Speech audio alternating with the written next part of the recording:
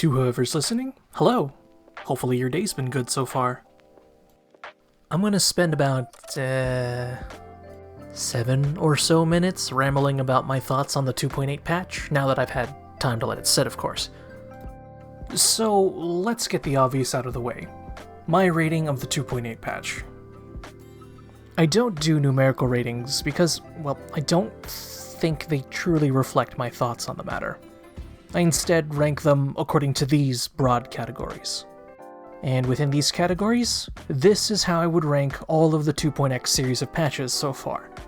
2.2 is my favorite, followed closely by 2.5. And this is where I would rank version 2.8. It's a patch I would say is worth experiencing, especially if you're a fan of anime, in particular shoujo anime. The whole patch is littered with plenty of references that, to me, were meshed very nicely into the world.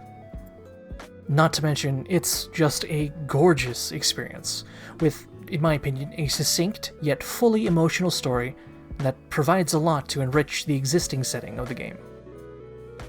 Lore-wise, it gave some more insight into the following. 1. It puts a few more details about the lament in the forefront.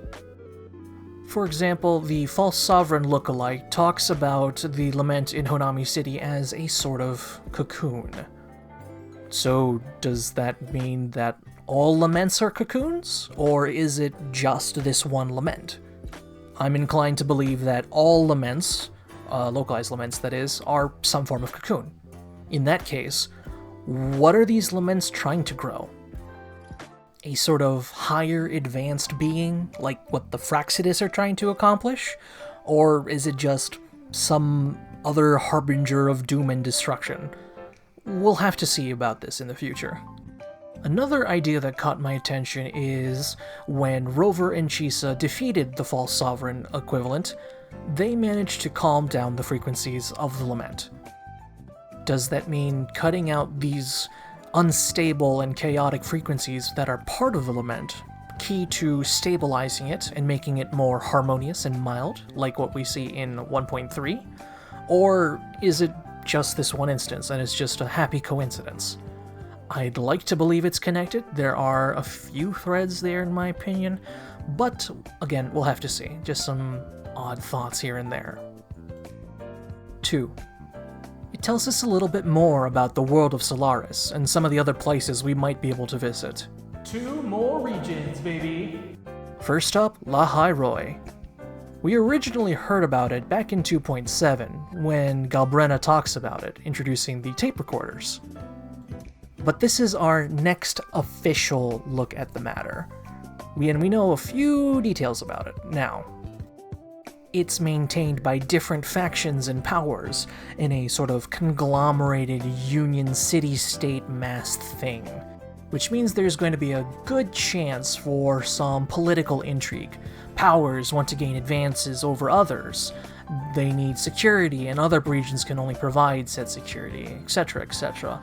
Lots of possible interactions, and a lot of fun, quote-unquote, arguments that everyone can get into. In Lahairoi is the Star Torch Academy, a school for Resonators, and that instantly reminds me of how Avenolium functions as a school for Resonators in Renacida. We could have a funny little offshoot here, where Resonators who attended the Avenolium, such as Cardathia, if she's able to leave Renacida right now, could come and interact with the students at Star Torch and examine how the curricula differ from institution to institution. Could be a nice little exploration point of the cultures between the two countries. Let's not forget, though, that Chisa's mother is currently at Lahairoi as well, which begs the question, why is she here? Of course, she was here to help design the uniform, apparently, but why now? Shouldn't she have done it maybe a little sooner? If she couldn't do it sooner, what kept her from getting to this position after all this time? Well, at the very least, it's a very good impetus, though, to have Chisa come with us and have a familiar face, to come explore the new region with us, as well as learn about the region herself. After all, it was technically 20 years since she was last here. Well, 2 months in her opinion, but a lot can change in just a single week, frankly. Speaking of Chisa and her mother, the next area we learn about is Ashinohara. It is very, very, discriminatory. Let's keep it straight. Resonators are no bueno there. A lot of them are viewed as dangerous. Simply being suggested to be a resonator is some kind of anathema. Only made worse when you're labeled, collared, and potentially chained up if you're too dangerous.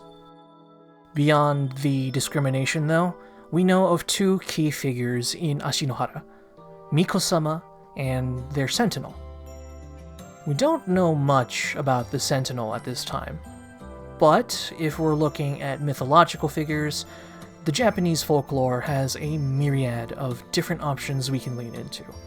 If we want to keep with the pseudo-anime aesthetic that the Honami City has established, I say we can go with the classic nine-tailed fox. We can make a few inferences with Miko-sama, though. We know that Miko can be referencing shrine maidens. Miko-sama then would suggest that this maiden is respected or revered in some capacity, which would lead me to believe that either she is related to the Sentinel in some way, or some sort of high political figure.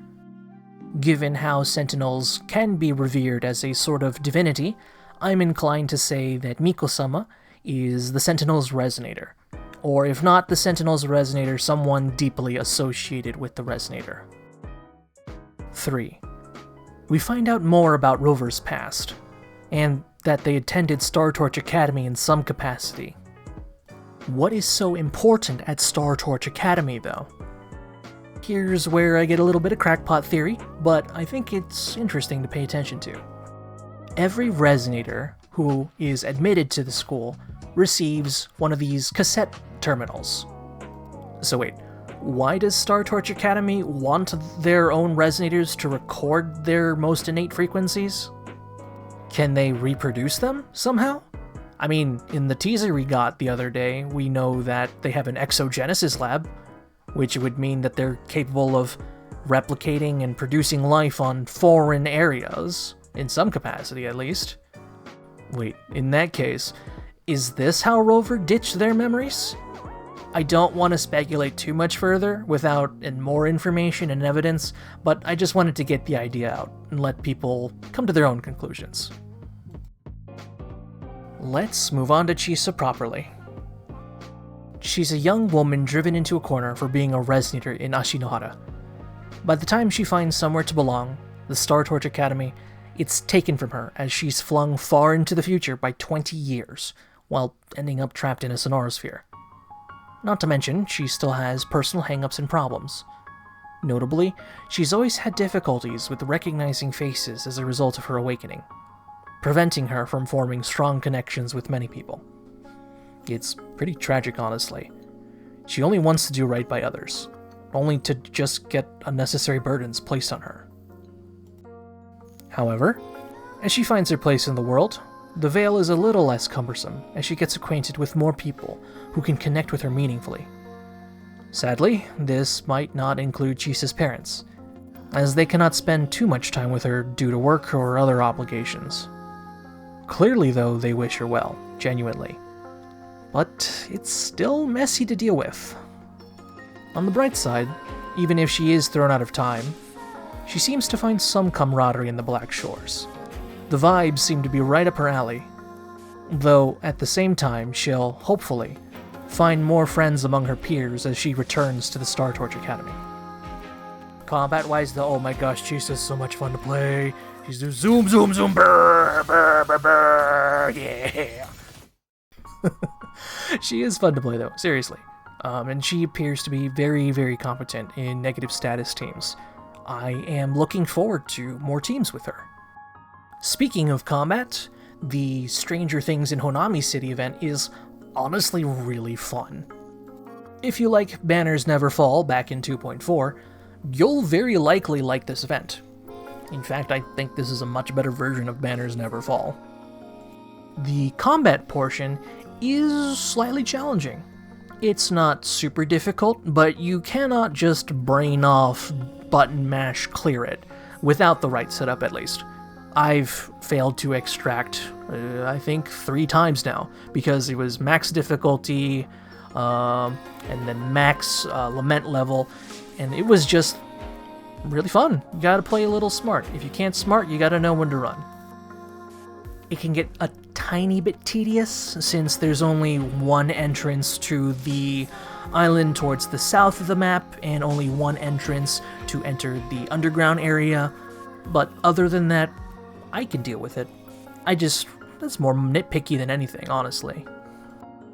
Long story short, I kinda want to see more of this style of combat, barring arena combat, like Crisis Simulation and all that cool stuff, because I think this mode leverages some of the better strengths of UWA, the combination of combat plus open world navigation that lets you really lean into some of the lesser explored mechanics that we don't really lean into from day to day, just running around gliding, you know?